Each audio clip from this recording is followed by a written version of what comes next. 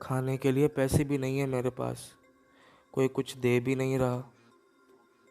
दिवाली भी आ रही है, मेरे पास तो पैसे भी नहीं है दिवाली मनाने के लिए। पिछली बार भी दिवाली नहीं बना पाया था पैसों की वजह से।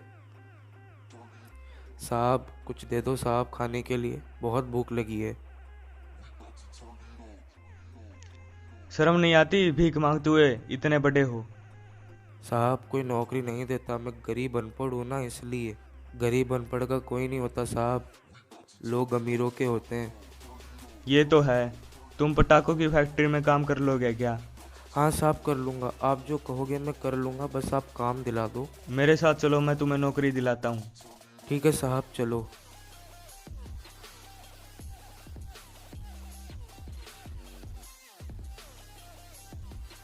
ये देखो, ये पटाखों की फैक्ट्री है। तुम अंदर जाना और सेकंड फ्लोर पर तुम्हें एक आदमी मिलेगा।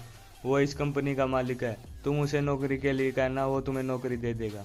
ठीक है साहब मैं जाकर आता हूँ, आप यही रहना, मैं 5-10 मिनट में आता हूँ बात करके।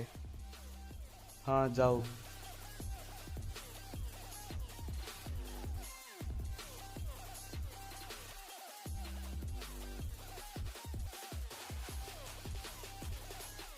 साहब मैं बहुत गरीब हूँ, मुझको कोई काम दे दो, जो आप कहोगे मैं कर लूँगा। अच्छा, क्या तुमको पढ़ना लिखना आता है? नहीं साहब मैं अनपढ़ हूँ, मुझको पढ़ना लिखना नहीं आता। ठीक है, काम दे तो दूंगा, पर यह काम थोड़ा खतरनाक है। इसमें जान का भी खतरा हो सकता है। तुम्हें पटाखे बनाने हैं। साहब मैं कर लूँगा, मुझको काम की बहुत ज़रूरत है। ठीक है, तुम नीचे जाओ और पटाखे बनाओ। जैसे और लोग काम कर रहे हैं वैसे ही पटाखे बनाओ। अब मैं आपका एहसान कभी नहीं भूलूंगा। हाँ हाँ ठीक है, काम करो, जाओ। साहब एक बात पूछूं? हाँ पूछो। साहब आपने दीवार पर किसकी फ़ोटो लगाई हुई है? ये मेरा बेटा है। इसकी 5 साल पहले यहीं पास में एक सड़क दुर्घटना में मौत हो गई थी। लेकिन साहब ऐसा कैसे हो सकता है? ये लड़का मुझे यहाँ तक लेकर आया है, मैं तो भीख मांग रहा था, यही मुझको यहाँ लेकर आया और बोला तुमको यहाँ काम मिल जाएगा, और वह बाहर खड़ा था। क्या? ऐसा नहीं हो सकता, को वहम हुआ होगा। नहीं साहब झूठ नहीं बोल रहा, ये यही लड़का है, बाहर खड़ा था और मुझको अंदर जाने को कहा था इसने। कहाँ है? चलो दिखाओ मुझको। ठीक है साहब चलिए, बाहर एक बार दिखाता हूँ आपको।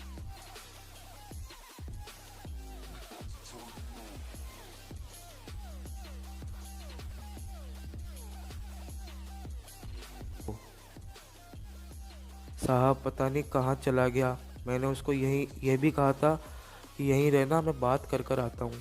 कोई बात नहीं, तुम अंदर जाओ, काम करो। ये वहम होगा तुम्हारा। साहब मैं झूठ नहीं बोलता, सच में इसी ने ही कहा था मुझको यहाँ काम दिलाने के लिए। मेरा बेटा बहुत अच्छा था, वो सबकी मदद करता था। पता नहीं भगवान ने उसे मुझसे क्यों अलग कर दिया। भगवान उनकी आत्मा को शांति दे।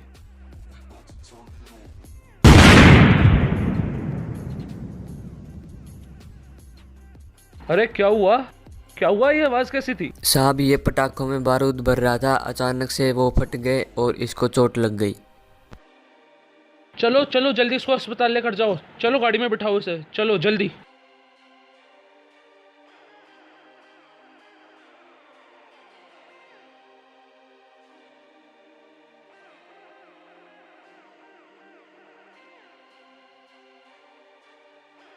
तुम चिंता मत करो लड़के, यहाँ के डॉक्टर बहुत अच्छे हैं, तुम्हें जल्दी ही ठीक कर देंगे। साहब मुझको लगता है मैं नहीं बच पाऊँगा। तुम्हारे माँ बाप कहाँ रहते हैं? बताओ, मैं अभी बुला कर लाता हूँ उन्हें। साहब मेरा कोई नहीं है इस दुनिया में, मैं अनाथ हूँ। तुम अनाथ नहीं हो, तुमको भगवान ने किसी कारण से भेजा है।